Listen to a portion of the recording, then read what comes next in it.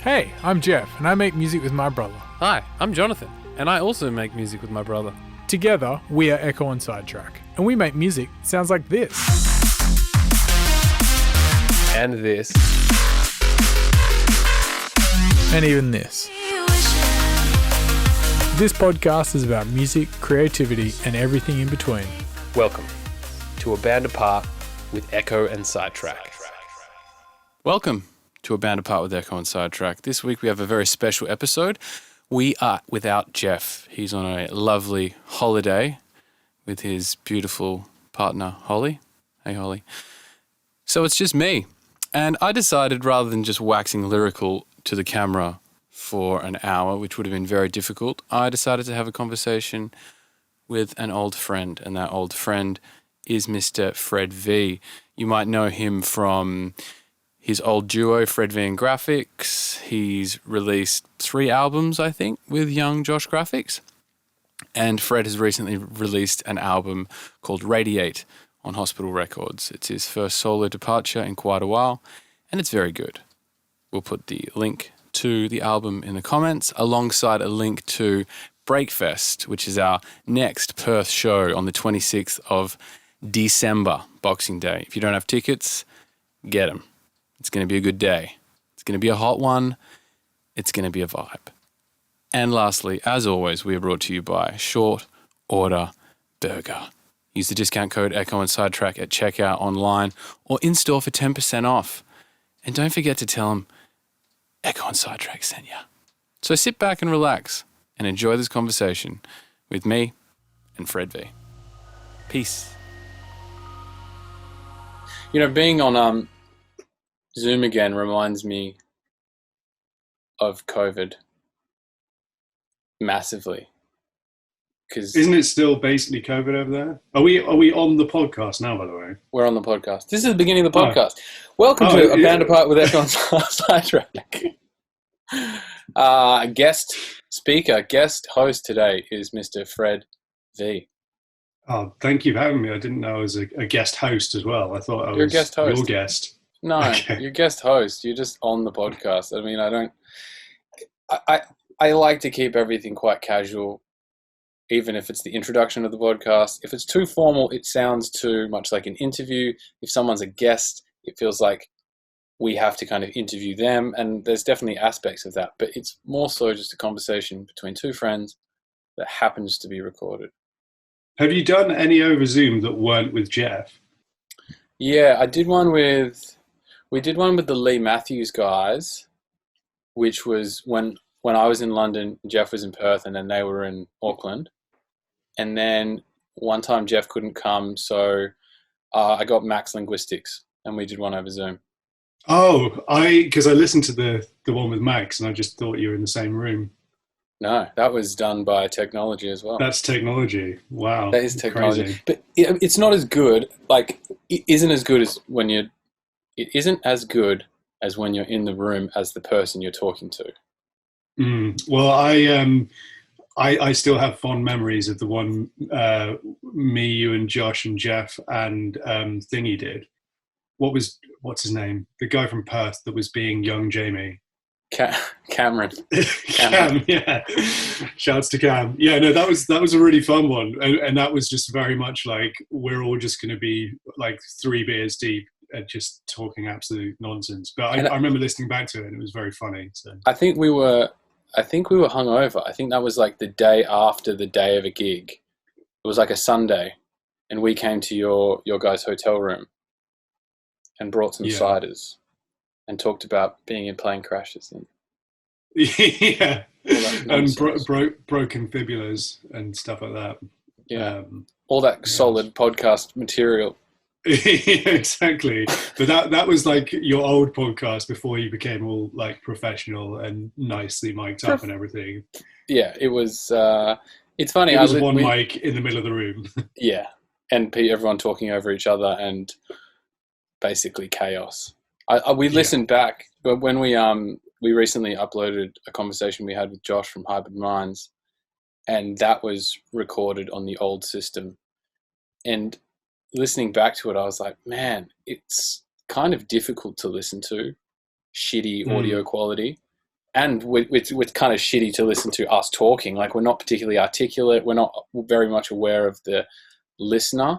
And I think we've gotten a lot better at being aware that people might not know what we're talking about, who we're talking to, when we make like specific drum and bass references or in jokes or whatever. and stuff. Or yeah, exactly. Because when you are in the room with someone, you just think I'm just talking to my friend, so I can not articulate and not communicate as well as I should if other people are actually listening. Do you like meditate before podcasts and stuff?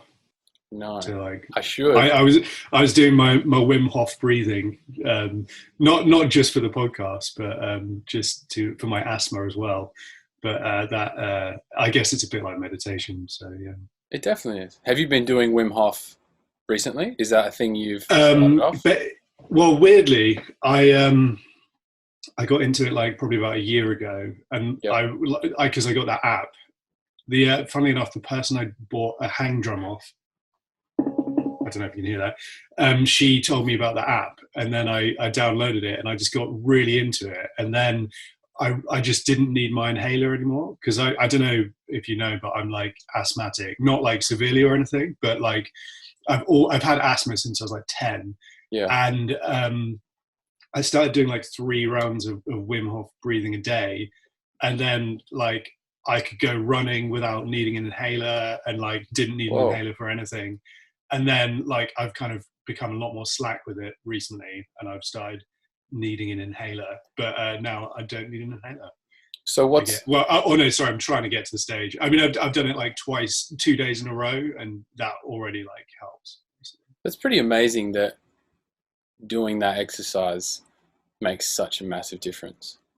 Yeah, well, to me, it's amazing that it's not like prescribed by the NHS, you know? Yeah. Like, I mean, the thing is, it's not going to like work for everyone, I guess, but like, it definitely makes me think like, wow, I wish like, instead of the doctors being like, here's an inhaler to solve your problems, like, it would have been nice if I'd known that this was a thing that would help asthma, basically, because I could have like started doing it like many years ago. So yeah, but it's still pretty what's a good term, woo woo, you know? It's kind of like, it's like meditation to some people. We talk about meditation to some people, and they're like, what do you mean you just sit there and think about nothing? Like, suggesting that having a cold shower and breathing heavily and doing the 30 seconds in, 30 seconds out, I've kind of forgotten what the exercise even is, because I haven't done it in years, a long time. But suggesting that to someone, it's easily dismissed, I think. Yeah, but I think like it wouldn't be that hard for them to get like some kind of data on it. Like, well, I think it would be very solid. Like, they've got more data on it now, just because more people have been doing it, and it's he's measured it more, and he's gone into labs, and people have studied him and shown that he can do all sorts of crazy stuff with his body because of breathing and the control he has. Can you do an impression of him? The cold is my friend. I love. That sounds good. I wasn't ready for the volume change, because he's always yelling. He's like, "This, you want to be warm? You got to get cold to be warm." Like, he's so crazy and like always so intense. No, but on the app he's pretty chilled. Like, he's more. Really? He's like, what is it he says? He's like, let the body do what the body is capable of doing. Like, it's very like it's like he's right in your headphones, like right next to you, you know? Okay. I need to try the app. I didn't know there was an app. Yeah, I mean, there is a free version as well. It's just like a normal app where you get the free version, and like obviously the paid one is like a lot better in terms of like less restricted, and I guess it tracks how long your average retention time is and all that kind of thing as well, which is pretty cool. Because then, for people that don't know who Wim Hof is or haven't heard of him at all, do you want to just quickly have a quick description of who he is and what the exercise you do twice a day is? Sure. So Wim Hof is a Dutch guy that has like loads of different world records for doing insane things that everyone thought were impossible, particularly related to the cold and breath holding and stuff like that. Like he's like, I think he's got the record for like the longest distance swum under ice. I think he's like climbed Everest in his boxers or something like that. Mental. And that's fucking mental.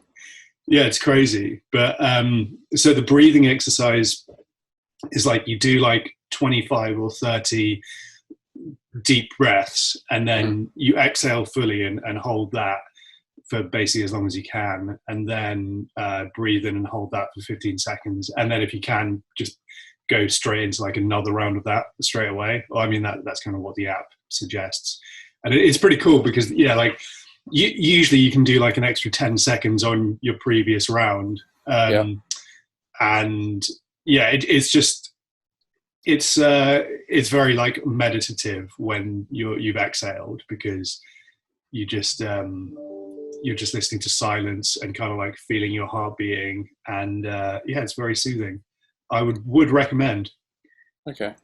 Jeff and I have been talking about meditating more recently, and struggling with getting it done, but that sounds like something that could benefit the journey that we're both trying to undertake at the moment.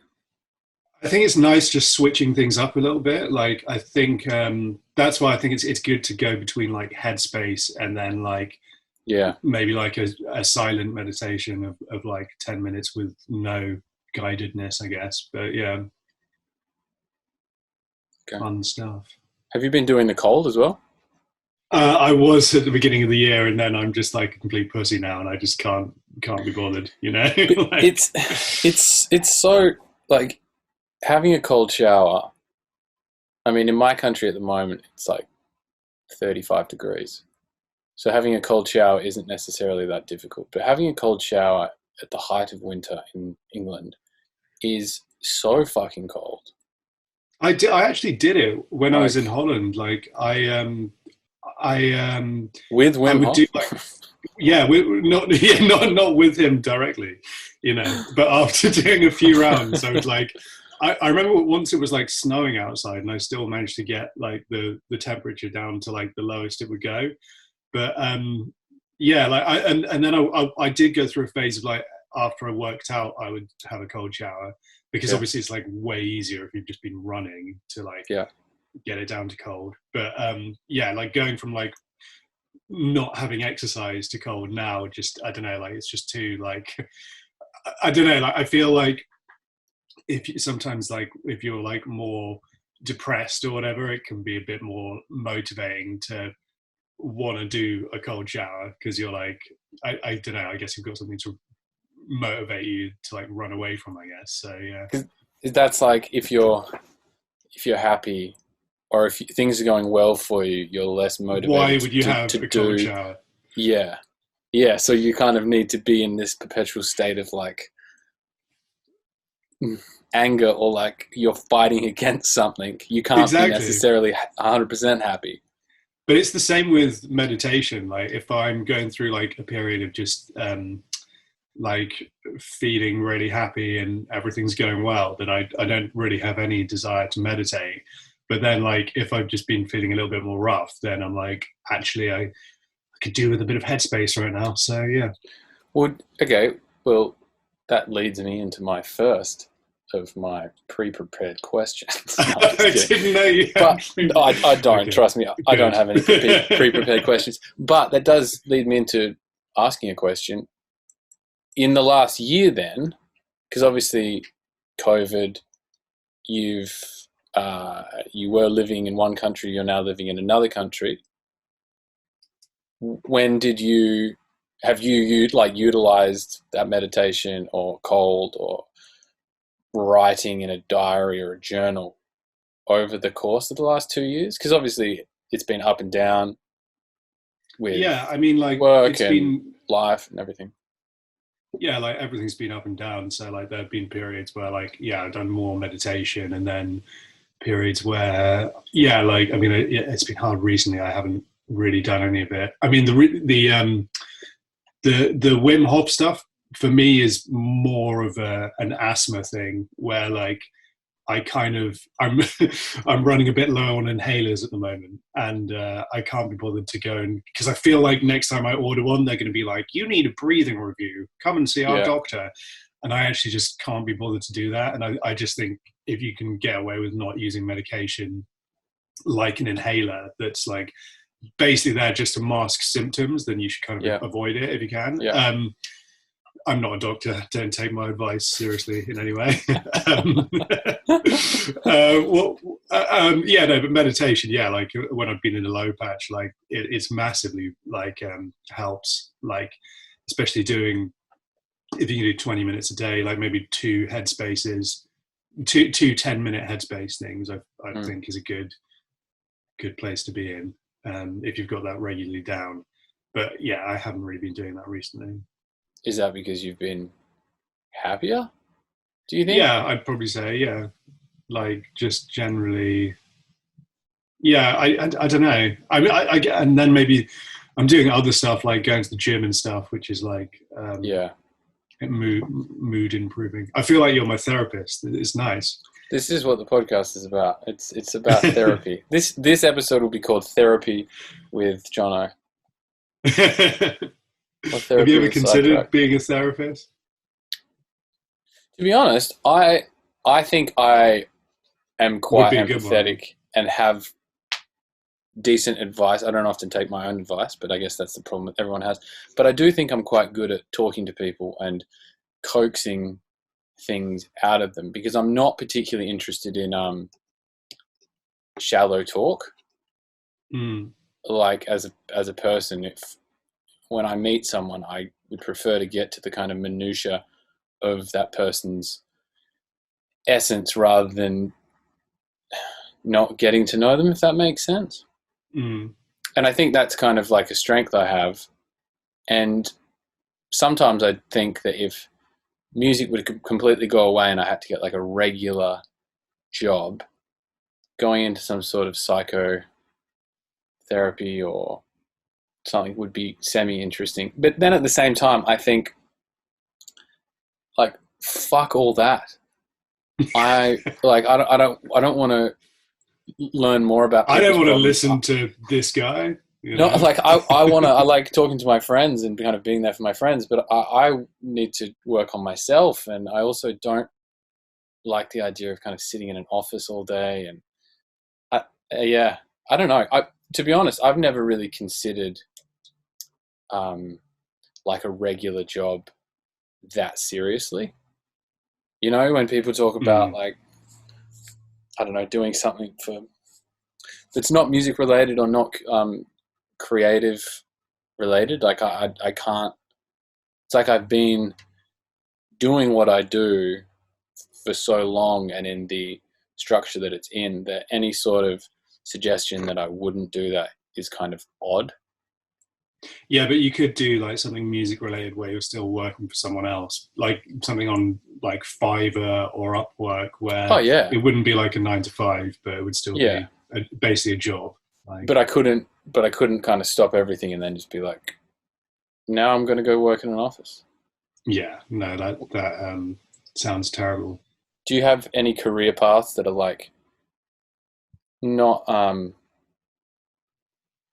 fulfilled or not something you'd want to do, but was there any time in your life that you were like, I want to be a surgeon? Yeah, when I was between the ages of about like 8 and 12, I wanted to be a roller coaster designer. I think every person that grew up with Roller Coaster Tycoon. With Roller Coaster Tycoon, and where's the one that you made a theme park? Theme park. Was it called Theme Park? It was, yeah. Well, no, but the thing is, Roller Coaster Tycoon was a much better game. Yeah. Okay. Theme Park, was just not that good compared to Roller Coaster Tycoon was really realistic for a game of like that era, and I became a member of the European Coaster Club, That's a fun fact because it had like a magazine like where they would send you like it was. I mean, this would have been like early 2000s, and they would send you like a magazine called First Drop, and it was so cheap that like half of it was in black and white. And it would be like, this is the top thrill dragster ride at Cedar Point in Ohio, and yeah, what a time to be alive. So it actually hadn't. Sorry, go on. No, the magazine would detail real roller coasters for fake roller coaster designers to get no, like no more like just for people that were obsessed with roller coasters. Okay. So at that young age, I was like, I'm going to be like designing the Nemesis ride at Alton Towers. And then what happened? And then I don't know. I just lost interest in it. I guess like I guess I didn't actually have any relevant skill other than designing roller coasters in Roller Coaster Tycoon. So I think music just took over, luckily, because I mean, there's not many jobs for roller coaster designers. You know, there's a lot of music being made, but there's not that many roller coasters being built. So I think it's probably quite a hard way to make money. And I wonder if you can't really like go to roller coaster making school or anything like that. You have to be like, probably have to be an engineer and build bridges and then build cranes and then slowly kind of get into the niche of roller coasters. Yeah, build trains and then build faster trains and then roller coasters. I think because a roller coaster is like a train. Yeah, I've never thought about that before. Really? But it is. It's like a sky train. Yeah, exactly. Jeez. I've never been on a roller coaster, so I don't know too much about it. Really? You don't really have them in Australia, do you? Are you scared of them? Yeah, I am. We've got a couple. Like over in... have you been to theme parks and then you're like, fuck that, I'm not going to go on that, or what? We went to Movie World on the Gold Coast when I was about 9, and I was too young to go on the roller coaster, but I was very thankful that I was because I didn't want to go. But Jeff and my older brother Ben went on them. And then there's a theme park in Perth called Adventure World, and I believe they have one, but I've never been on it. Mm. But yeah, I would say I'm scared. I don't love going fast, and I don't. Man, Final Destination 1 and 2 fucked me up. Is 2 the one with the roller coaster? I believe 2 is the one that starts with the roller coaster. I went on that roller coaster. What, the one that they filmed at? Yeah. I definitely would not have done that. Is it Toronto? It's somewhere in Canada. I think it's Toronto. But yeah, like I had like a fun little day out with 2 people that came to the show. And one of them's called Aaron. Shouts out to Aaron. I can't remember Big up Aaron. The other one. Big up Aaron. And we went to, and they were like, yeah, like this is the roller coaster of Final Destination. But it's really heavily edited in the film. Like there's loads of stuff that isn't on that roller coaster that they've like added. So yeah. Oh, like more dangerous sections of it. Yeah, if you know about roller coasters, you know that it's all fake. For the untrained eye, it might look like the original roller coaster, but I know, Well, what about next time we're on the same continent? You can take me to a roller coaster. That sounds good. Yeah, Thorpe Park. Have you heard of Thorpe Park? Is that in England? You'll probably be in. Yeah, it's near London, but the. I feel like I feel like there's basically nothing in Australia from what I remember from my roller coaster days, but like England's okay, but then America is like through the roof. Like it's absolutely insane there. It's amazing. I feel like America would be like the gold standard for intensity of roller coasters. Don't they have roller coasters that regularly get shut down for safety issues though? Like Probably, yeah. I because mean, like they're too gnarly. there's a lot of like height and building regulations in England that they don't have in America. Like like for example, this is getting really, really roller coastery, but never mind. In have you heard of Alton Towers? Yes, I have heard of that. I've heard of that before, one interesting thing about Alton Towers is that they're not legally allowed to build above the tree line, which is it's like in like a hilly area, but they're not legally allowed to build above the tree line. So all the roller coasters are built really nicely into the hills and everything. And that's one of the things that kind of makes it amazing. But at the same time, in America, they can go way bigger. So, yeah. I like that. That sounds like the lazy river version of a roller coaster. You know, kind of like... What do you mean? Like, you know, those lazy rivers that... they've the rapids, like a rapid, or you just sit on an inflatable tube and just kind of float around. I mean, they're still pretty high, but like because it's all hilly areas, so they can go fairly high. But it's not like basically in America they've got them that they're like 400 feet tall plus. Yeah, fuck that. I don't want to be 400 foot tall outside of glass.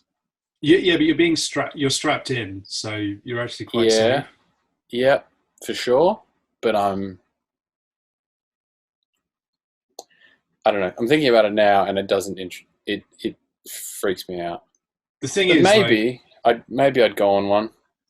I loved roller coasters, but I fucking hated skydiving.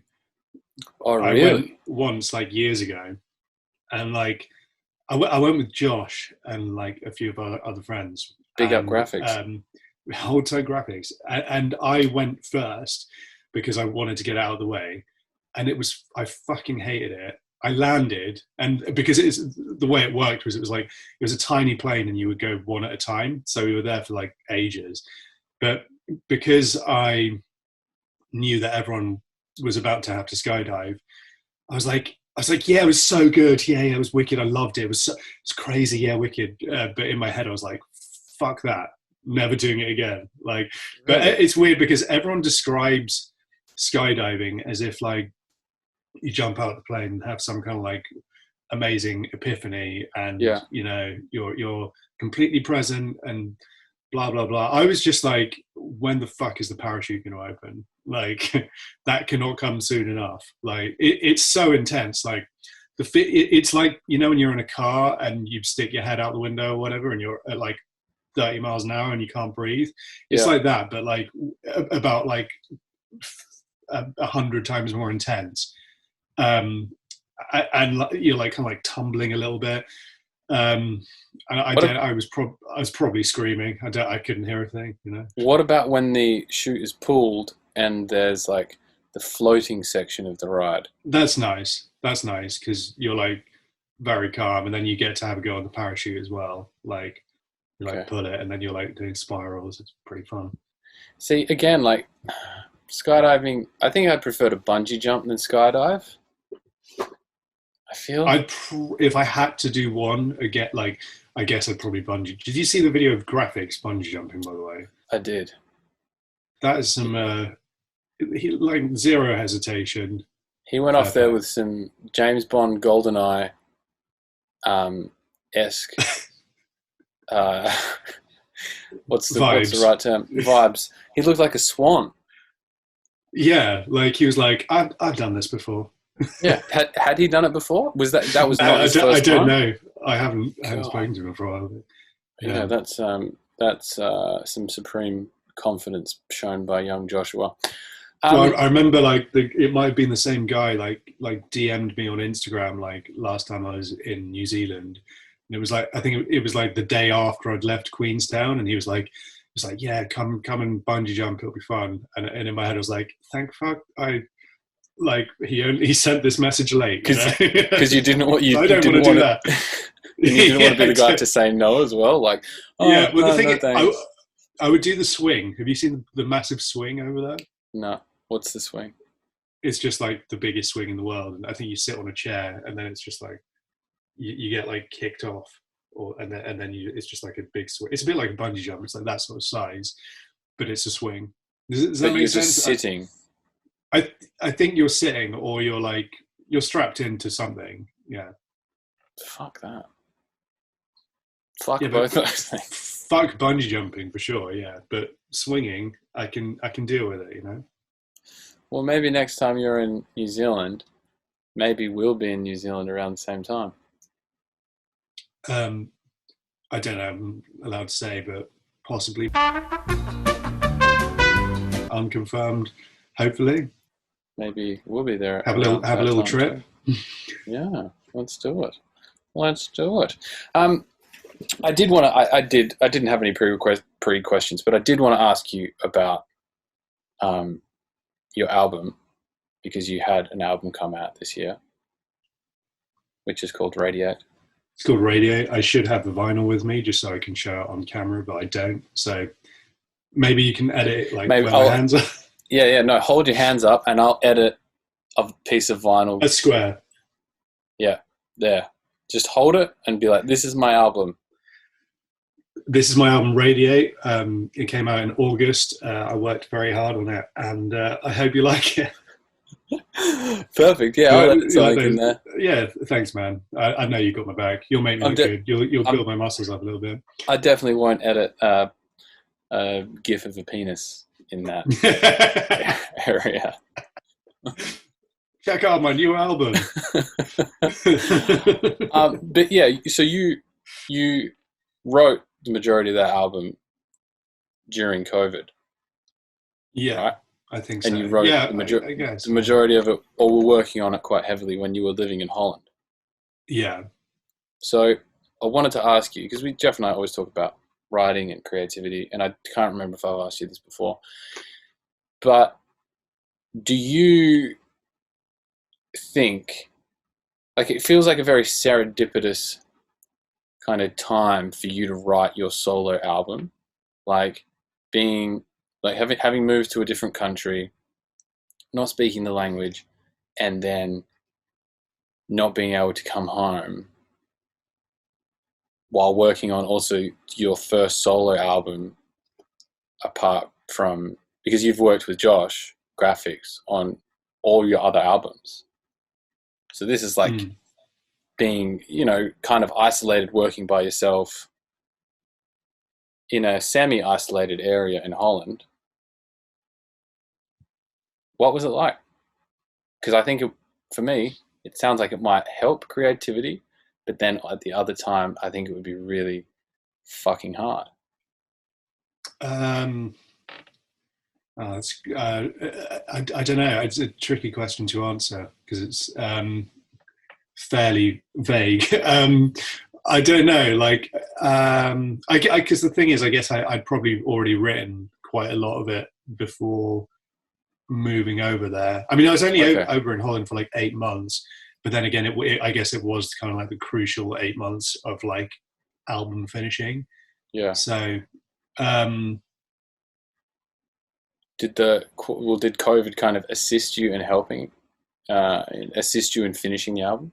Do you think? Maybe. It's hard to say. I mean, like, COVID definitely made living in Holland like not particularly fun, Yeah. So maybe I was spending more time making music than I would have otherwise. Like, it was like their lockdown had like a 10 p.m. curfew and that kind of thing.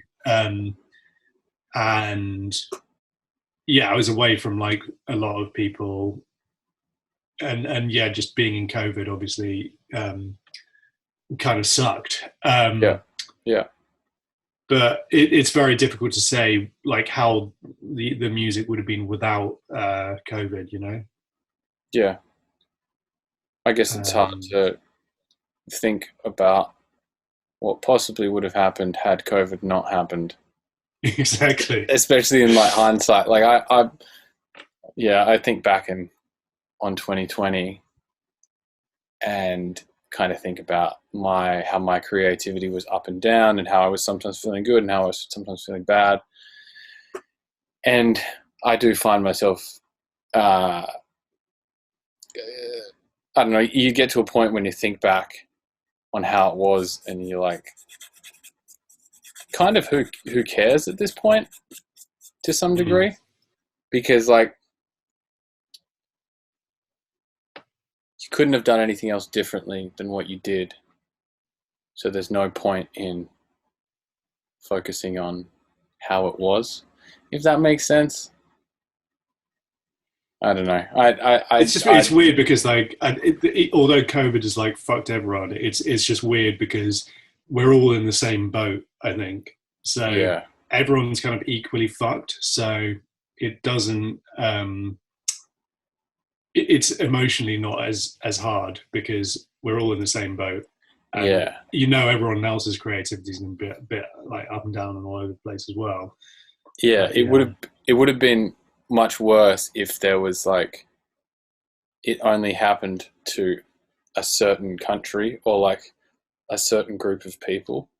So if there was only going bad, just Australians, no matter where you were in the world, just people with moustaches. COVID is only affecting people with moustaches.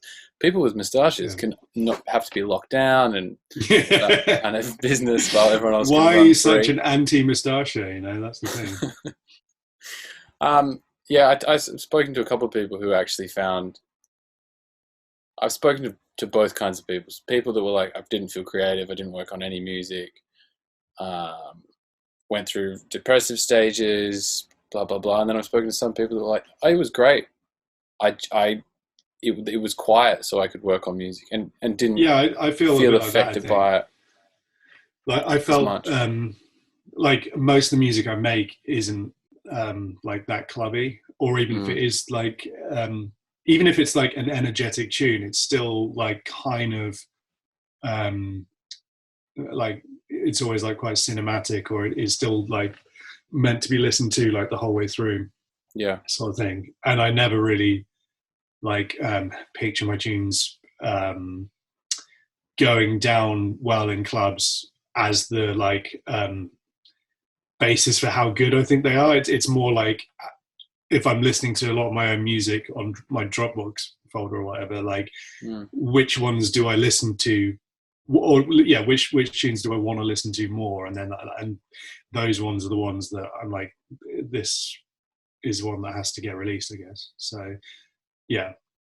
So you don't think of them in kind of context of club music? Not really, no. I mean, I do sometimes, but like for a few, especially like recently, I have been making more danceful stuff. But generally it's more like, do I like this?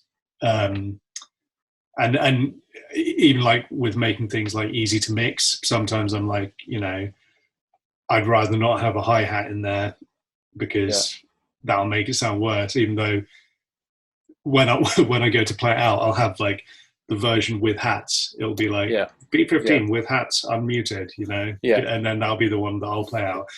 And then like, I don't know, like I never really care if people play my tunes or not. Like it's always just like a nice surprise, but it's never like I don't know, like I would never be like, oh, this tune I like it, but no one played it, so I'm not pleased with it, you know. It's strange because like in drum and bass especially, it's such a it can be such a big deal if someone plays your tune that you really admire, and like it's like they once someone puts their stamp of approval on it, that almost opens it up to more people in some way. Like, oh, DJ Fresh played my tune, cool. Then it's suddenly validates it to some degree. Yeah, there's definitely like an element of social proof to it for sure. Yeah, and I don't know if that. I mean, it exists in other electronic music because it's all kind of DJ'd. Yeah, but it's a strange part of making drum and bass. I think I'm caring less and less about that stuff the more confident I get with the music I make, because I think I like it more. So it's okay if someone else doesn't like it. But I do find myself when I send something to someone being like, I hope they like it.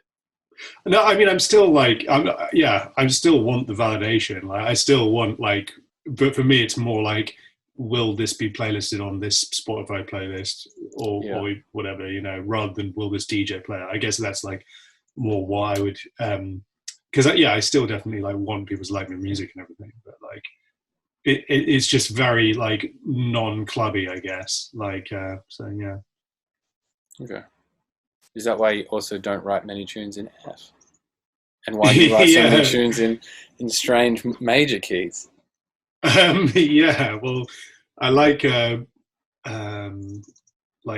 G sharp major or A flat major or whatever, because that's like the relative major to F minor. So then I think that can be fun. Like, because then you can play someone's F minor tune and then like almost like reharmonize it to a major key, which is kind of fun. But yeah, no, like that's why I don't write many tunes in F for sure. Because I think like a lot of the time, especially because I have quite a lot of vocalists and stuff like that I work with, and like really you're basing the key around what suits their delivery best, rather than what subnote is gonna like hit the hardest, Absolutely. And you're not going to force someone to write whose vocal range sits somewhere higher than F, and force them to be like, push your voice down a few times, please, because I need to drop on an F. I can't drop on any other note. There's a guy called Andy C, okay? he really likes playing in F. He needs to play my song for it to be good. Yeah, but I mean, the funny thing with that is that, like, I guess maybe because a lot of the music I like is very based around different chords and stuff like that. But like, you definitely don't need to drop on the tonic chord of a thing. Not at all. And sometimes it's better. Like, you could still start a riff on an F, even if you're in like A minor, and that'll be that'll sound nice. Exactly. So, yeah.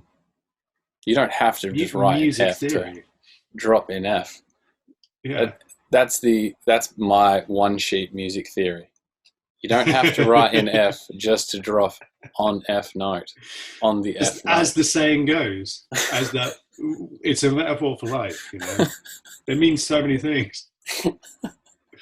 Oh, fuck. Drum and bass, hey? Yeah, drum and bass jokes. Drum and bass in jokes. Do you, have you played any shows since the opening of Europe?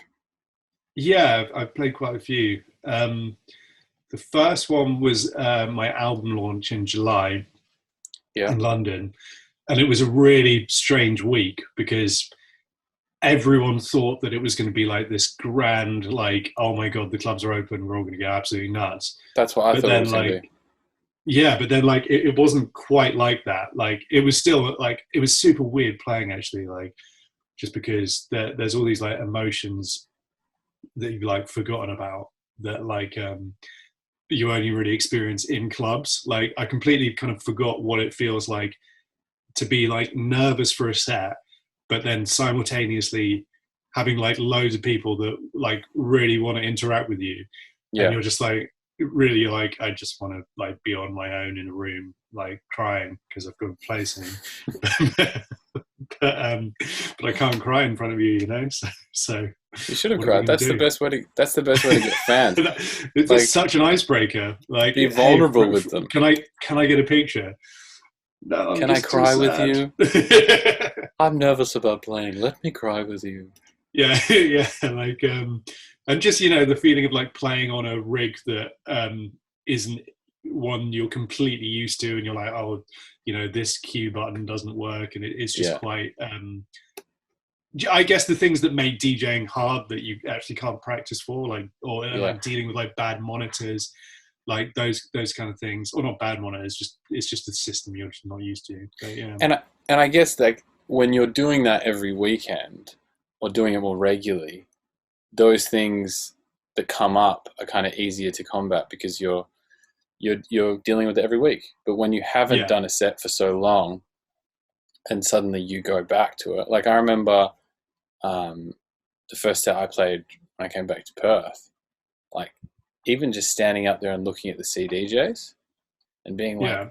whoa, like I had to just readjust myself and be like, oh yeah, that's where I don't want to press auto cue, or like that's the skip button, and just like, I don't know, it was a bit alien.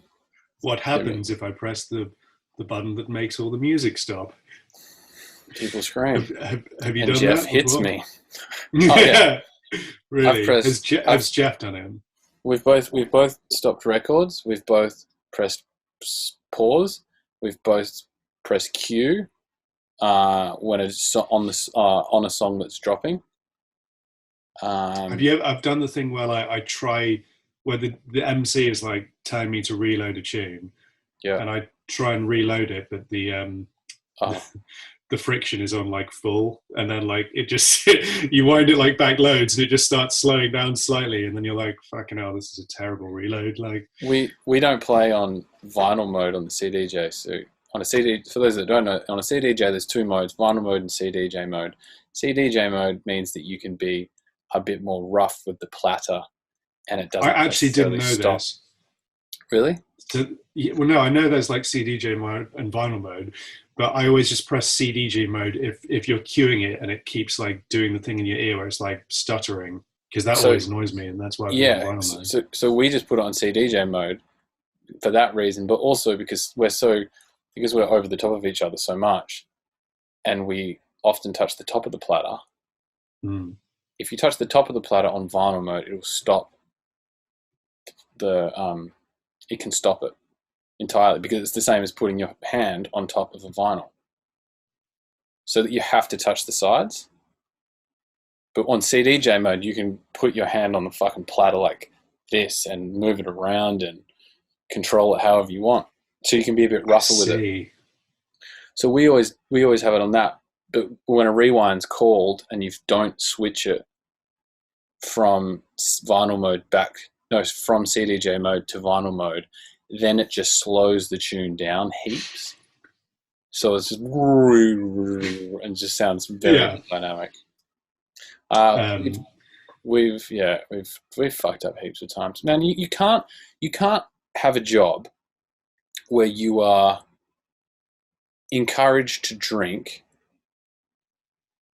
while you are doing your job and not expect mistakes to happen. I think it's actually a miracle that more mistakes don't happen. Yeah, that's very true.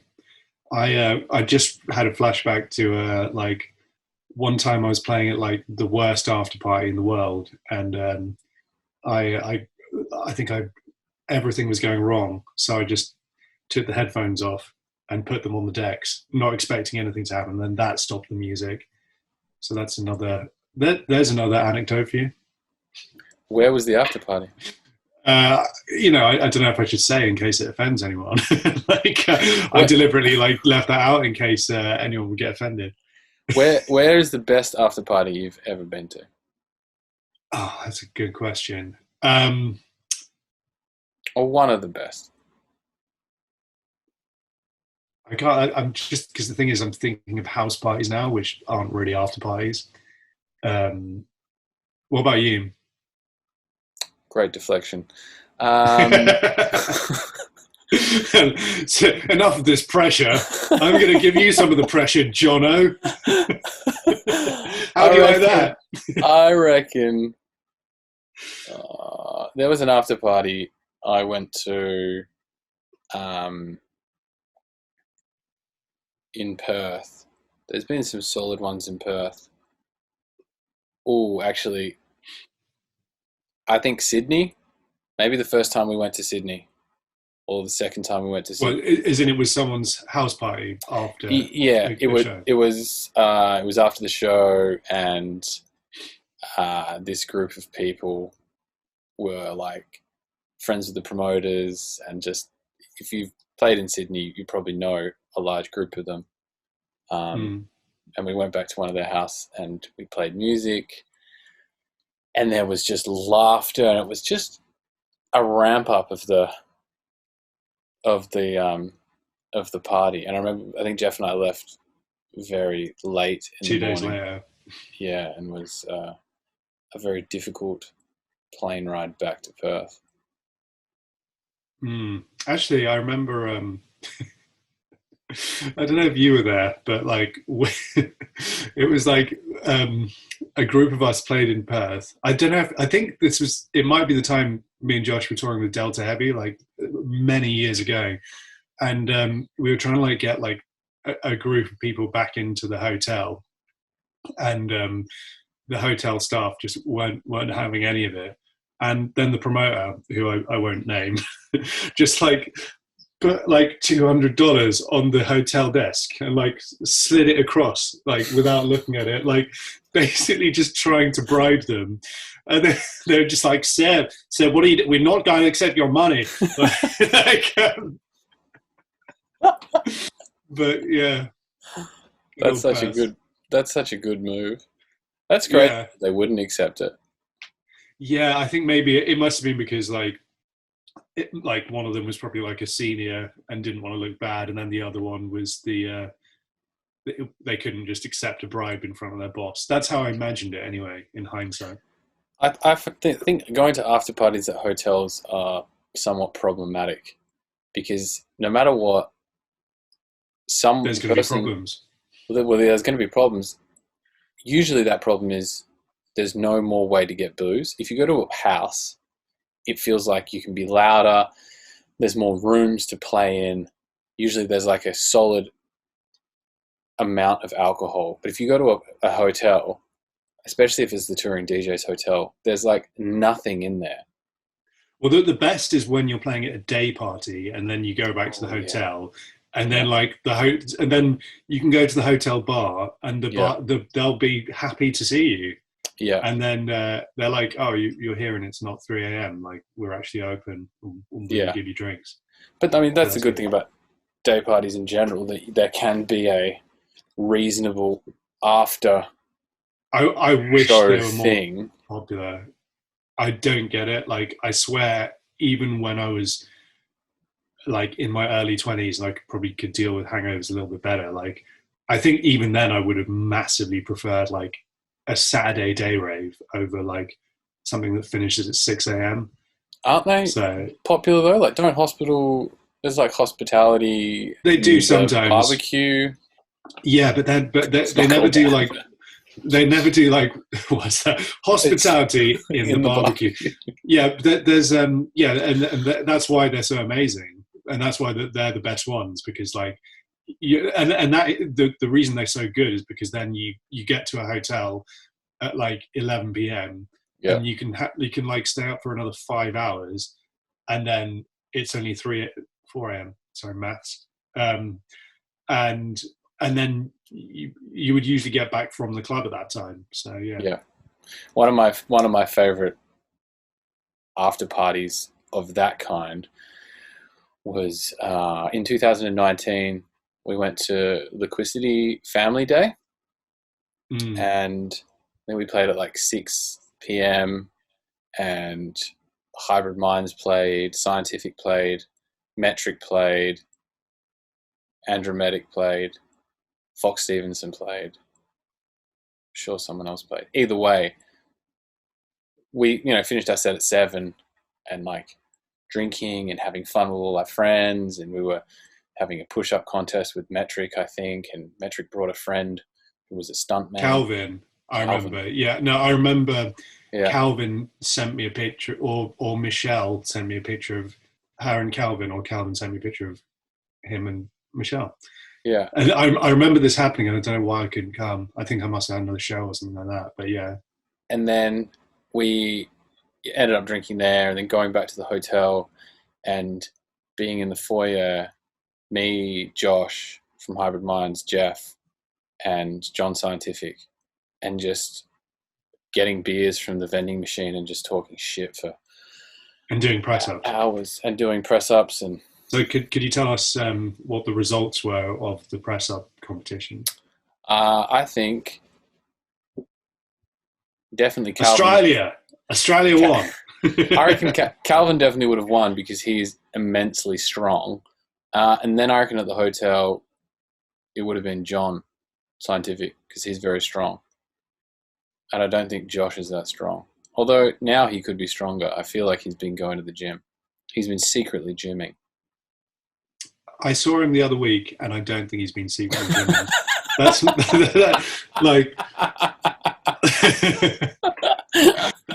such a strong diss, but I don't see it. I mean, maybe he has. The thing is, like, because I secretly gym, and I don't think I look like stronger at all. So that it is true that Josh from Home Minds might be secretly gymming and beating everyone in the push-up competitions next year, but I don't reckon. We should do. The thing is, they're hybrid minds. They're going to be happy guys, you know. Yeah, exactly. They're making loads of money. Why would they go to the gym? They don't need to go to the gym. Exactly. The world is their gym. We should do like a drum and bass strongman contest, or like a feats of strength. Who's going to win? Who, you know? It depends. Okay, so for instance, say there's a Let It Roll, right? Yeah. And a bunch of us playing at Let It Roll. The Let It Roll backstage gym is what we all need. Yeah. So yeah.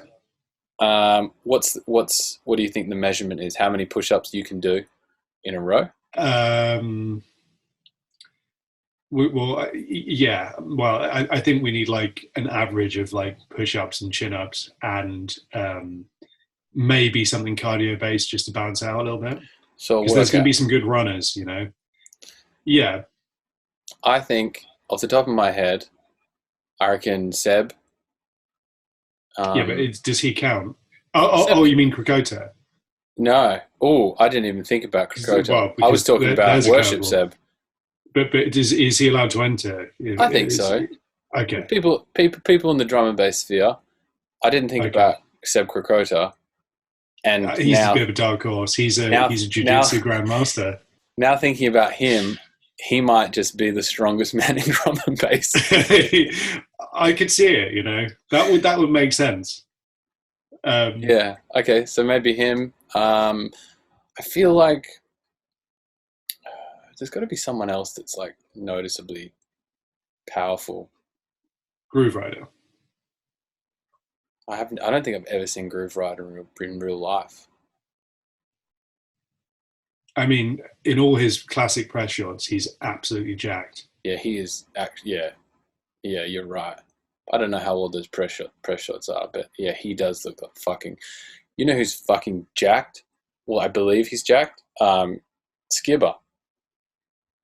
You believe he's jacked? He might be wearing a. You know, you can get those suits that make you look jacked, like. Imagine if that came out. That like, he was just wearing a muscle suit all the time. Oh, you know who would fucking win? I just to clarify, I don't think that's true. I don't think it's true either. I don't want to create any beef on the Ekko and Sidetrack podcast. No, I think he's probably very strong. No, I reckon Baseline Smith. Yeah. Because he's the other guy that's every time I've seen him, he's fucking in an incredible TB shape. As well. Yeah. Yeah, TB. Yeah. Yeah, he's got dad strength. Yeah. Drum and bass Hunger Games. So we've got to force Krakota, Groove Rider, Baseline Smith. To play the Hunger Games, yeah. TB. To all do like a push-up contest next time we're all together. Can I enter as well? Yeah, of course. I mean, we're entering. Oh, sorry. We're not going to win, but we'll enter. No, there's going to be other taking part that counts. There's going to be other people entering, but I just don't know how strong they will actually be, or if it will actually happen. Do you think there's going to be?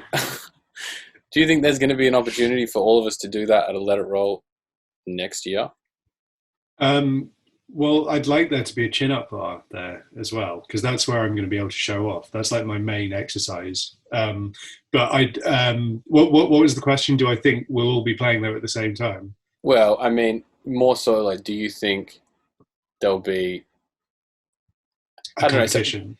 No, well, just like that many people together. Sometimes especially now with the COVID situation in Australia, even though we don't have it, we've got quite harsh borders everywhere. Part of me, as bookings start to come in for next summer, especially in Europe, part of me thinks like, is that going to happen? Is it possible to have a Let It Roll Strongest Drum and Bass festival? Festivus. I'm just I wasn't sure if you meant like that's the title of the Let It Roll event. It should be like Let It Roll Strongest if they haven't already organized what the title for this next year's Let It Roll is going to be, it should be strongest world's strongest drum and bass DJ. Yeah, world's strongest drum and bass DJ. No, but do you are you hopeful? I guess, are you hopeful for next summer? Are you hopeful for 2022? Yeah, I think. Well, I mean, the thing is, like, I don't think England can have another lockdown. I don't know if you've been following the news, but have you seen it all over Facebook about the Conservative Christmas party? No, what's that? Basically, I haven't followed it super well, but I think the gist is that while England were in like a really strict like tier 3 lockdown or whatever. The thing is, I wasn't living in England, so I'm allowed to not fully know what was going on. But my understanding, it was a full-on lockdown in England, like, and obviously people were like doing funerals over Zoom and like weddings over Zoom and stuff like that, and like not seeing their like elderly parents over Christmas and stuff like that. And then there was like a Conservative Party, like secret party basically, and it's just kind of come to light this week, I think, that they were all like, and there's like traces of cocaine in like I can't remember where it is, like near their offices or something like that.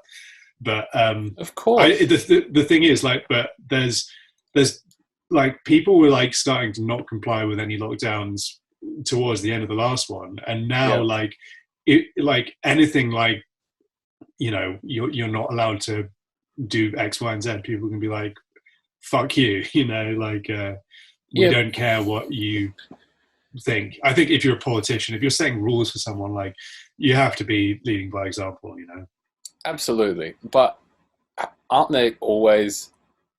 It always comes out that the ruling class, it's a different rule for the people in government than it is. Yeah, I mean, that is the thing that's kind of surprised me, is like how it's almost like everyone seems to be acting like they're really surprised by this, whereas I always thought I don't know. I guess I wasn't in England at the time, so like maybe everyone was taking the lockdown super seriously or something. But I thought like it's kind of obvious, even with the when it was the European Cup, there were like isolation rules on people coming into the UK from certain countries, but because it was the European Cup, like loads of them just like the UEFA officials just didn't have to self-isolate because money, you know. So I think there's been loads of cases of, I think for the Hopman Cup or some tennis match that happens in Melbourne, a bunch of officials got and a bunch of players from other countries got preference over Australians trying to return to Australia.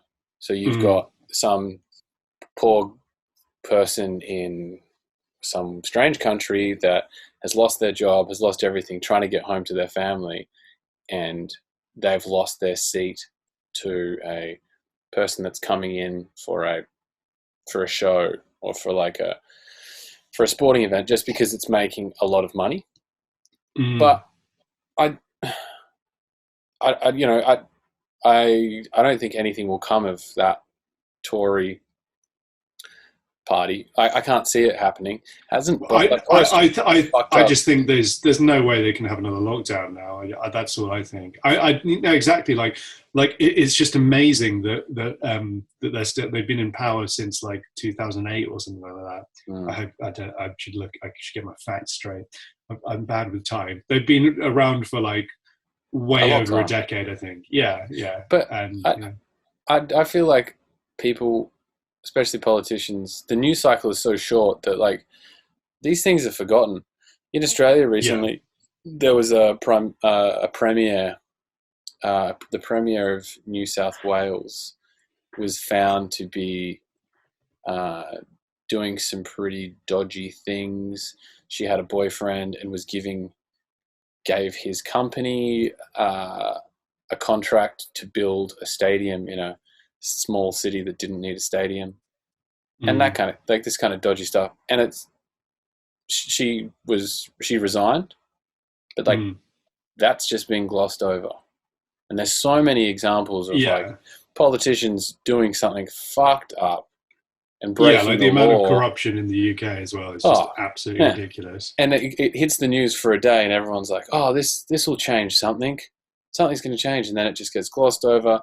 They resign. They still get their pension, which is a ridiculous amount of money that comes out of tax money, and nothing changes.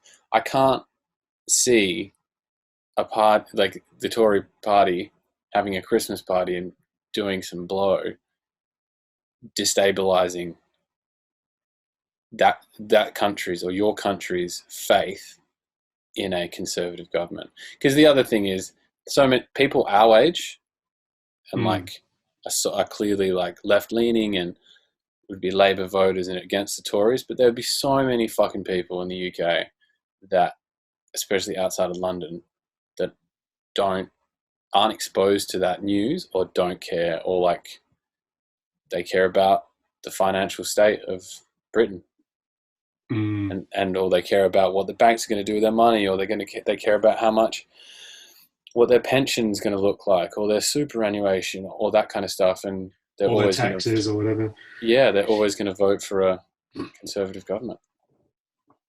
Unfortunately. Drum and bass politics with Fred V and Ekko on Sidetrack. The problem I'm having is that I'm wondering if there's like something much worse in the news that I haven't seen, and then everyone's gonna like be like, "Fucking hell, Fred needs to watch the news." Like, doesn't he know about blah blah blah and blah blah blah? I don't watch the news at all, and I get most of my news from podcasts and other people talking about stuff, and then occasionally I'll go look at something, but I can't stay up to date with the news. There's so much going on, and there's so much negativity, and there's so much spin and so much bullshit that like I'm not interested in any of it. All your news articles and all your major news networks are all just lying for. But it's amazing just that the clickbait. way the people like the news is like framing statistics in like the absolute worst possible way. Yeah. And like even like you go on like this, I see the Sky News like coronavirus news like pop up on my YouTube recommended. It's just like it'll show like all the stats or whatever the worst stats possible are, and it'll play scary music underneath as if it's like a sci-fi film. It's like, why can't there just be a news thing that just gives you the stats like basically unedited, and then you kind of make up your own mind, like, you know? Because everything's become it's not news, it's entertainment. It's about invoking an emotional response that's going to make you watch for another ad break. Like I always think it's weird when you hear like music that suits the tone of the story they're telling. That's such like a film. That's a film technique, and hearing it on the news just feels like such a. Yeah, it feels gross. It feels very icky to me. Yeah, and even when like I saw the Alec Baldwin interview the other day, and they had all the sad music under it. It's just like, why are you doing that when it's like you just want to see an interview with this guy that's like. It's already sad. It's already sad enough. Like, don't make it sadder. Like, I feel like if something horrible happened to me, and it was soundtracked to a certain degree, I'd be like, fuck that. Like, that's not real life. That it further perpetuates this idea that people have that when something bad happens to you, or when something sad happens to you, when something aggressive happens to you, that there's like going to be a soundtrack to it, or that there's going to be this, that life is like the TV or entertainment we see, and it's just completely not like that. And I think it's just creating this unrealistic expectation, an unrealistic view of the world that we play out in our minds. I think if you had a show, I bet you there is this show. It already exists. It's on YouTube, and we just don't fucking watch it. Yeah, actually, there's a UK one called TLDR News, which is like my favorite news source because it's just like no bullshit. There's no. It's spin. Very like centrist, very like non-statsy, and just like seems to kind of just give you the facts. Like, funnily enough, one of the most shocking stats I heard on there, which it's a poll result, so it's not exactly like anything definitive, but so this was when, do you remember, I don't know if you follow the UK lockdown, but in June there was meant to be Freedom Day, and then it was the lockdown was extended by an extra month, and like everyone was going nuts basically. But I saw on their one of their reports on it, they had this poll result and it was something shocking, like 20% of people in the UK thought that the restrictions on events should be continued even after lockdown, basically. So like 20% of people basically thought that all of the fun stuff should be banned, like, which just blows my mind, like, because it's like, and that's one of the things that makes me think, like, wow, like people are just taking the news like a little bit too seriously and buying into like the worst spin possible that the news is like giving them, you know. But that's also, I think, people who don't have any fun, seeing other people have fun and feel like they can't have fun. So if I can't do it, no one can. Yeah, like, you know, like incels. Yeah, or just fucking miserable people. You ever like be at a party and someone's looking miserable, or someone's just Josh from Hybrid Minds. Yeah.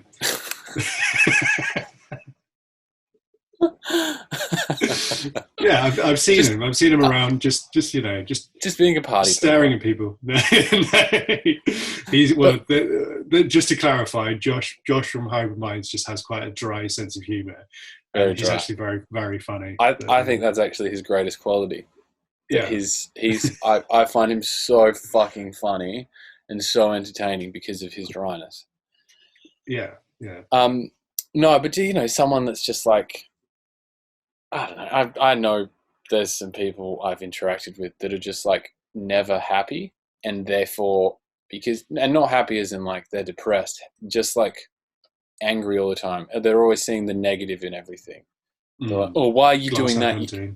Yeah, absolutely. But like in like a Karen party pooper, you're no fun. Like you being in the room actually makes this whole situation less fun. Those kind of people.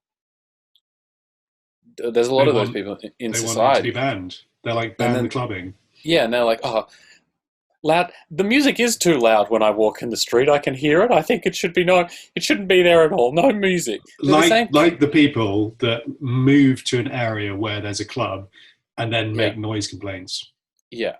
They're going to the top of the list in hell, basically, in my hell. Yeah. Fuck, man. I hate those people. And they're those people they're the people that get things like, I can't remember if that was happening with Fabric. Wasn't there like talk of cancelling or closing Fabric because residents around that area? Exactly. It's happened in Bristol though as well. Like I think it happens. It's the like Motion have had a thing against them where like people in surrounding areas have complained about the noise. Yeah. And there's just other like I think the Thekla might have had it in Bristol as well, where like a block of flats had been built near there, and then people had moved in and complained, which is just like unbelievably Karen E. It is Karen-y.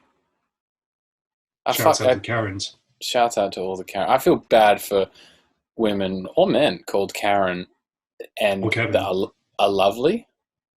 I actually saw a status from someone I don't know that well on Facebook called Karen, and she was saying that whenever she like rings like somewhere to make a complaint and they ask her what her name is, she gives a fake name because she doesn't want to be like, yeah, it's Karen complaining. But why is she calling?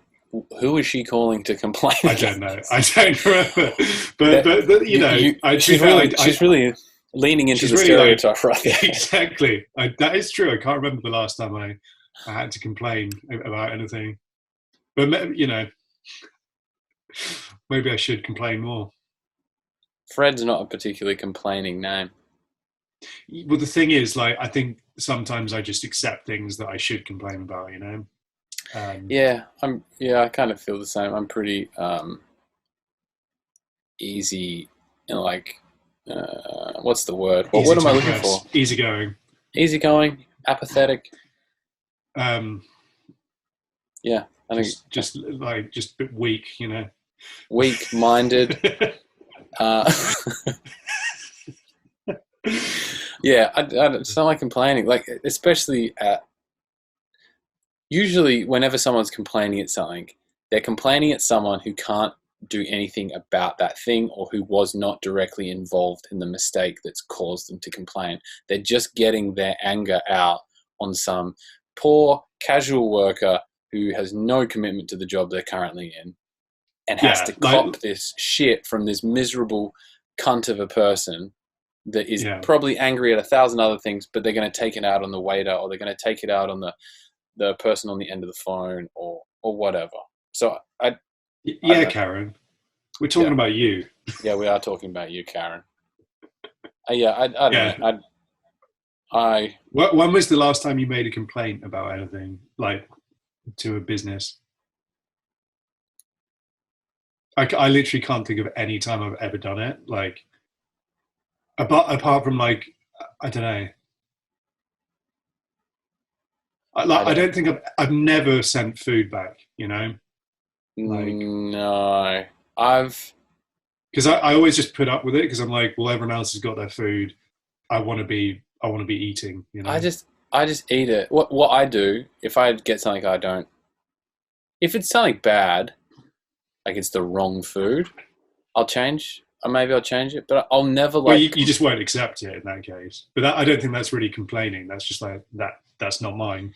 Even if something wasn't that good, what I'll do is I'll usually eat it, and then at the end I'll be like, oh, by the way, sometimes I'll be like, by the way, like this, I think this was a bit weird, and even then I'm just like, I'll just never go back to that place. Like I don't get any like positivity pleasure. By being I don't get any pleasure from like calling the waitress over and being like, yes, I need to make a complaint about something. Like, fuck off. I just don't go back and secretly get really angry in my car. And then you leave a negative Yelp review and you create other Yelp accounts to vote your review up. I have left one bad review. It was after there's a festival in Perth, or outside Hybrid Perth. Minds are playing. It was being headlined by Hybrid Minds. It's called, I think it was Southbound, which is in Bunbury. And I had gone there with some friends, and we were hungover, me and my friend Connor, and we went out for breakfast. And as you know, I used to work as a chef in a cafe, and I think that I can cook a pretty good breakfast, and I like breakfast. And it's the most important meal of the day. And it is the most important meal of the day. And we ordered a big breakfast, and the bacon that came out was like, they'd done it in an oven, but covered it with alfoil and not cooked it enough. So it was like steamed bacon that had no color to it. It was just gray. And I couldn't get over it. Because I was hungover and I really just wanted well-cooked bacon. And cooking bacon is not a fucking hard thing to do. And I think I just maybe I was expressed my annoyance to Connor, and then Who's Connor? Connor's just my friend that I was at breakfast with, and then shout out to Connor. How's that, Connor? And then I think I was just annoyed, got up, paid for it, and then joined whatever review. I think it was maybe Google review or Yelp or something like that. I joined that, made an account, and then wrote a really big review that led up to the fact that they'd boiled the bacon. Like a really well-written one.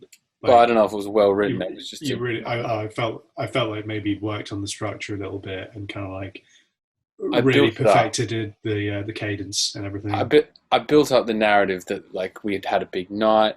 I was very hungover. I was ready for some delicious, salty, crispy bacon. I walked into the establishment. It looked good. We had a table next to the river. It was lovely. Like I built it up nice enough, and then I just. It sounds good. I think you should read it on the podcast. I can try to find it. If I can find it, I will put it on the video to be around here. Jonathan. 1 star. Well, the thing is with reviews is that the only people that will leave reviews are the people that absolutely hated it or people that work there, you know? Yeah. So it's funny when in the UK with takeaways, like there'll always be reviews that are like so obviously written by the takeaway owners. Yeah. Like, and absolutely. And it's cringe, you know? We, when I worked at a cafe in Perth, there was a cafe. So we were on one corner, and down the block there was another cafe on the other corner. And we got a review one day saying there was such a massive line outside of Highland, and I couldn't even get a coffee. So I decided to go to a lovely place down around the corner called whatever the name of the cafe was. The staff was so friendly there, and it was bad mouthing our cafe on our review, but just bigging up the other cafe and talked about every aspect of the other cafe. It was like a positive review of the other cafe left within a negative review on our cafe. And it was quite clearly written by the owner of that cafe. Why don't you know, when you download when you get sent a promo and you have to leave feedback, why didn't you start doing that? Like, Ekko and Sidetrack, 1 star. The thing is, if you listen to our snare drums, they're actually like really nice, well-rounded, and they've got nice transients. Have you ever read the reviews? That's an interesting aspect of DJ culture. DJ culture, like for people that don't know, you get sent out promos from record labels, you know, a week, a month, sometimes a day before the actual song comes out, so you can play it in your sets. Sometimes on the day that it comes out. Sometimes on the day that it comes out. And you kind of have to you have to write something in the text box and give it a certain star rating to be able to download it. And we always write basically the same thing. Unless it's one of... And yeah, we always write vibes, but spelt in a variety of different ways. Sometimes like vibe or something like that. Or if it's one of our friends, we might say like, what a beautiful soul, or like say something like that. But have you ever got and like part of the release, once your release is out, sometimes your label will send you kind of breakdown of what people have said about the tune. And have you ever received like critical feedback on any of those reviews? Yeah, all the time. Like, I can't think of anything really specific, but like, I don't know. Like, I think the drums need to be louder in this song. I just don't get it when people don't give you 5 stars, because it's like, for me, it's the same as when you're going to book an Uber and it makes you leave a rating for the last Uber driver. Like, I would never not leave 5 stars, because it's like, what is the purpose of not leaving 5 stars? Like, you know, like, so, but sometimes like people will be like 3.5 stars. It's like, well, if you thought that it wasn't that good, then why? Then don't download it. Don't download it. In which case, why are you even bothering to rate it? You know, like Exactly.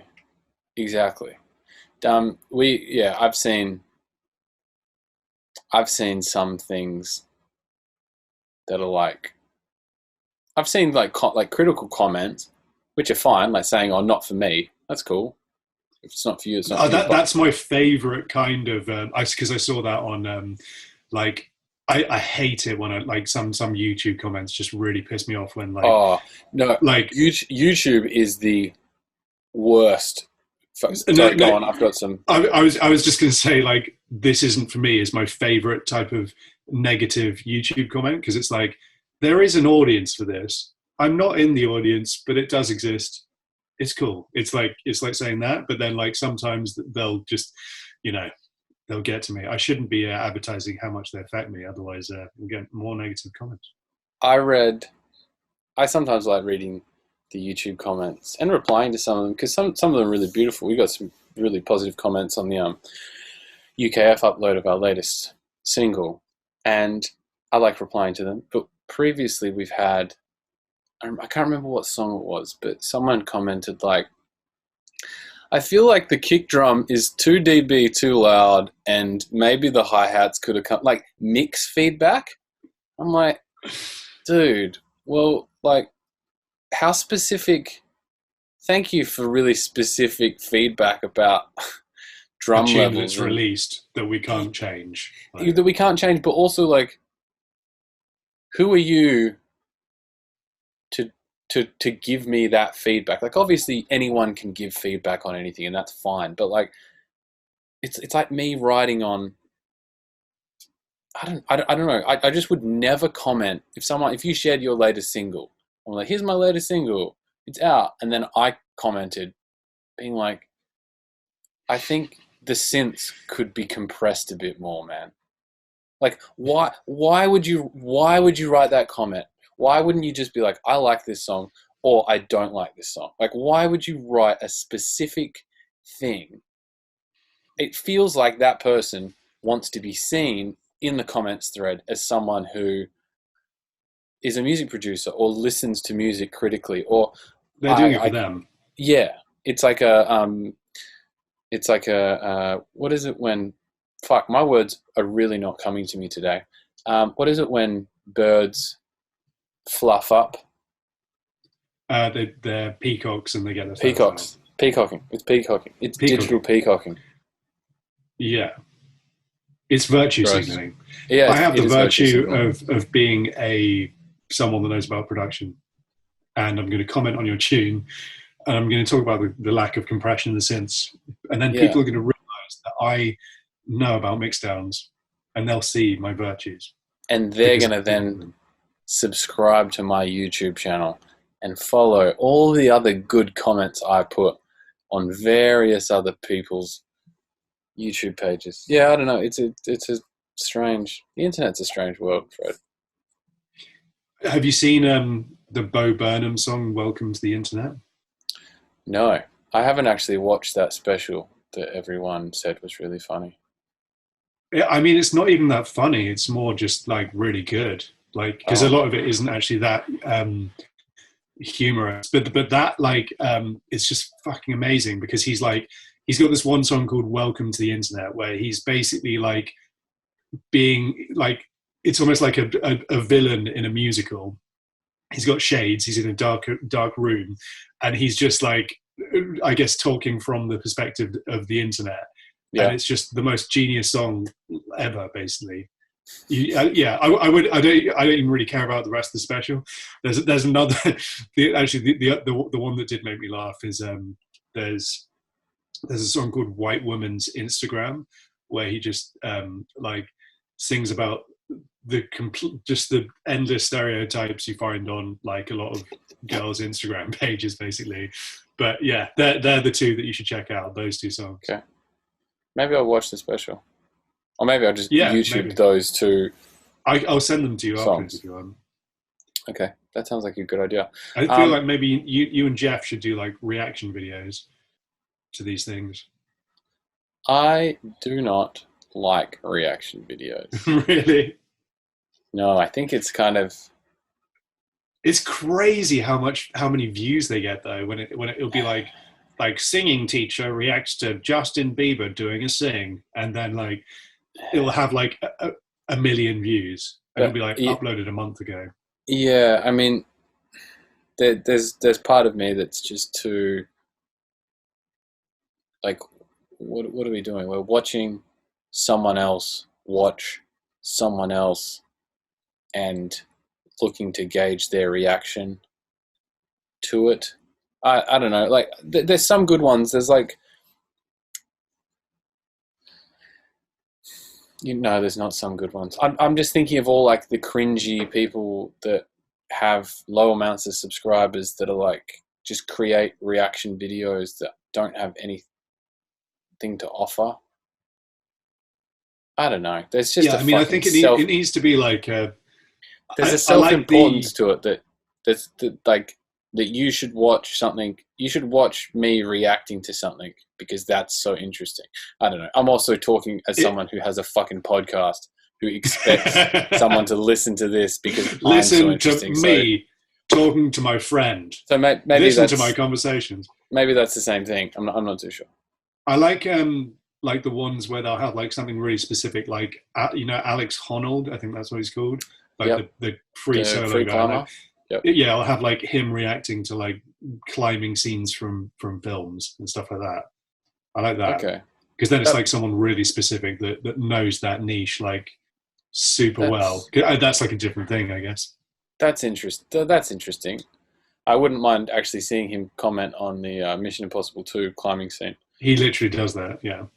Maybe that video is exactly what I need to watch. That's the video exists. I take back everything I said about reaction videos. I love them. And I'm going to subscribe to whatever channel that's on. I feel like him reacting to that it would be in a similar vein to me reacting to the roller coaster scene in Final Destination 2, because it's all very Hollywood, and that's probably exactly what he says about the Mission Impossible climbing scene. So you could react to the scene in Final Destination 2 and say, this is clearly a set, or this is not actually on the real roller coaster. This segment was specially built on the studio lot. Yeah, that kind of stuff. Yeah, I think that'd be great. I'd love to see. I can't think of any other like roller coaster scenes in films though, because that's what you need. You need a bunch of them, There's a scene in, I think it's called Primal Fear, with Mark Wahlberg and Reese Witherspoon, where Mark Wahlberg's like it's a crazy movie made in the 90s. He plays like a psychopath, and he fingers Reese Witherspoon on a roller coaster. Wow! So you could react to that.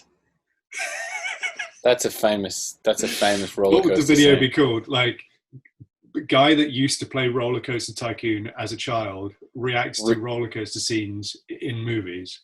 Yeah, that's the exact. Actually, there's an episode of Entourage where they go on the Goliath ride at Six Flags. So yeah, cool story. Add that to the list, bro. We've got 3. That's maybe a strong people list. in the comments can list a few more. If you like this video, please like and subscribe and comment on what videos. Smash that like button. Comment on what videos you'd like to see Fred respond to. I think we should end it there. I've enjoyed this conversation. I need to go and get my molded earplugs fitted in a minute. Oh, is that what your appointment was? Yeah. Very well done. Have you had it done? They stick the cold stuff in the ears. Yeah, it's not very nice. I love the feeling when they push the thing in. Yeah, it's like, and you're like, I didn't know my ear went that far back. Yeah, yes. If you don't have molded earplugs and you listen to loud music anywhere, you should go get some, because they're so good and it saves your hearing. And it's very, very good. And you should do Wim Hof breathing as well, because that will solve your asthma. Yes. Should we summarize the episode? Okay. Well, yeah, you go. You're the guest. You're the guest host. You can summarize the episode. What did we talk about? Roller coasters. sometimes life is a roller coaster, much like it must be like to be in the Tory government. In these moments, we need to perform Wim Hof breathing to ease the tensions. And what else did we talk about? And look to centrist news sources to as well as Josh from Hybrid Minds to not increase the fear state that we feel during these uncertain times. The end. I think that's a great way to end it. Thank you, Fred. Thank you for having me. I've severely enjoyed this conversation, and you will be back. I can't wait. Maybe guest. in person next time. Yeah, let's do it again in person. Mm-hmm. Okay. I love you, buddy. Love you, buddy. Can you stay on the line? Yes, I'm gonna say goodbye, and then I'm gonna stay on the line. Okay. You always want, like, I've had interviews where like they're like, okay, cool, thanks for having me, and then they just hang up, and I'm like, yeah, but like I thought we were gonna like wrap up the conversation afterwards. We did one of those the other day, and that happened, and I was left there being like, oh my God. And I had to call Jeff. They actually hung up. Well, yeah, because it was like the end of the conversation, and I thought there was going to be more. So I then called Jeff and was like, I needed the final preamble with him. So we started a new conversation. Actually, no, it happened to me on George FM. Like, they called me up for a thing, and then they're like, bye, and I was just like ready to be like, oh man, thanks for the interview. That was so good to speak to you guys. And it was just like, click, line dead. Well, lonely Fred. We're not going to do it now. So this is going to be the final. This is okay. We're going to. Goodbye. Goodbye, Fred. It's lovely to have you. Fred V on all social media. Go listen to his music. At Fred V Music. See you later. Peace out. Thanks for listening to this week's podcast. We are Ekko and Sidetrack on all social media. We've recently updated our YouTube. Go and give that a subscribe so you can keep up to date with all the latest video podcasts. And follow us on Spotify too so you can keep up to date with all our latest music releases. Big up.